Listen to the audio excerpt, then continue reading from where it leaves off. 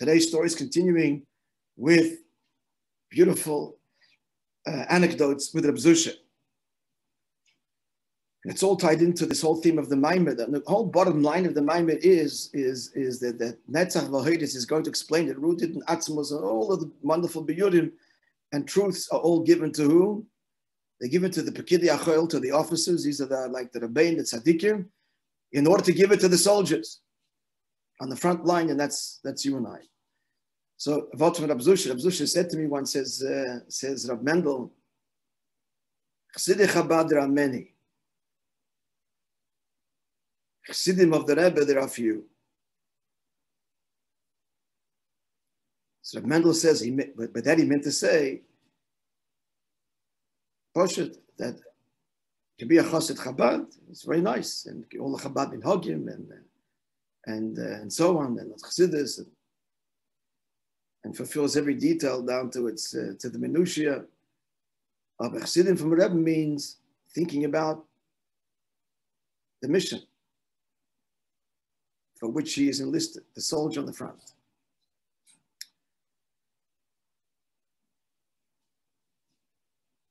So here Rav Mendel says, he's saying a vort from Shlomo Medanchik, who was the long-time beloved mayor of Kfar Chabad.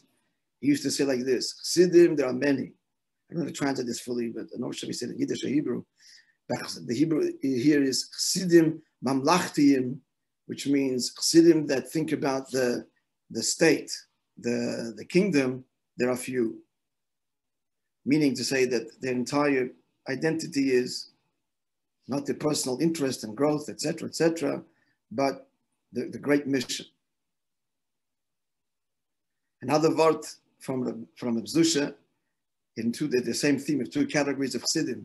There's Toshemanikis and Chazinikis. What does he mean? The Gemara would say, come in here, Toshma, when it would come and introduce a novel idea, a halacha, an answer. The Zohar would say, Tochazi, come and see. And we know the difference between hearing and seeing. Hearing is distant. Hear about something, you process it. When you hear something, you process it, and it's very subjective. You're hearing words, and you're building the image in your mind as you hear the words. Everybody hears, we hear physically the same way, but listening, of course, we're ending up with a different image. But seeing is objective. What you see, boom, you see, it's a camera. So there's two kinds of Chassidim, saying the good. Chassidim that filter everything through what's, his own mitzias, and then the Chassid that sees. It's not about him. There's the Melech, there's the war, and he's bottled to the great mission. That's what drives him. All different level of existence. We'll just conclude, as we mentioned earlier, as we're building kind of this image of the Zusha, that he was a soldier in the front line. That's how he lived. And his language constantly was that language. He actually, used to say constantly, Yechi HaMelech, way before the Rebbe mentioned that Sikha, it became something popular. He passed away even before they even said the Sikha,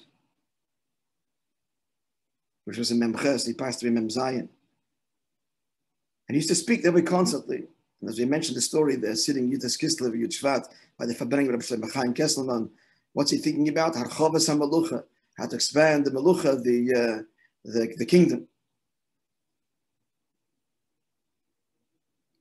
And one more word from Reb Zusha, many people have said this, that he would one more word, because it's more little veritative, we'll stop here. Reb Zusha used to divide the Rebbe's leadership in periods, in 10-year, as it were 10-year tkufas. Everybody can see this, that the first 10 years, it was like the relationship between the Rebbe and the Chassidim. It's like a father to a son. That was the Yuds, the Chofs, Rebbe and Chassid. The Lameds, Melech. And the Mems already doesn't talk about it, but the next level, as it was next level of Gilui. All right, my dear friends, have a wonderful day.